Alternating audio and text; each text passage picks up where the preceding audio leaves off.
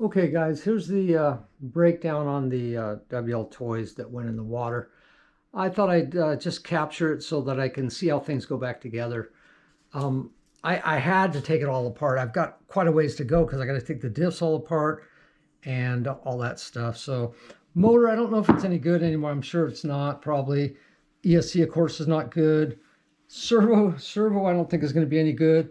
The receiver, it's not going to be any good. So a lot of parts to replace, and all the bearings and stuff are brand new. This is the first run on this new set of bearings.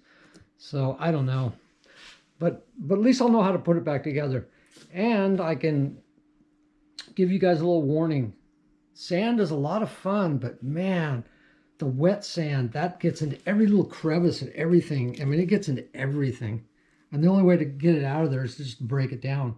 Because when I smoked the ESC on this, I went ahead and immediately took it to fresh water and washed it down really, really good. And then when I got it home, I started breaking it down and just, you can't get that sand out of there, especially the wet sand.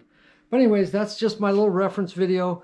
I'll take it down further and get it back up running. I don't know if I'm going to keep this body because it's got breakage in different places. I can't see it right now, but the wing broke off. I know it right here it's broken. See in the tail, it's broken.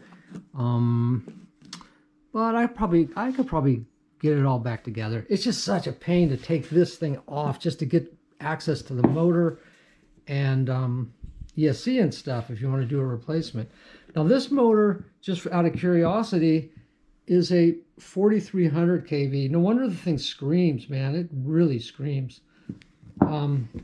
I got to put it back together. I just don't know if I want to use the same shell or not, or if I want to go to a different body, but I really like the look of it the way it is, so I guess I'll put it back together. Maybe I'll come up with a way to attach it so it comes off easy.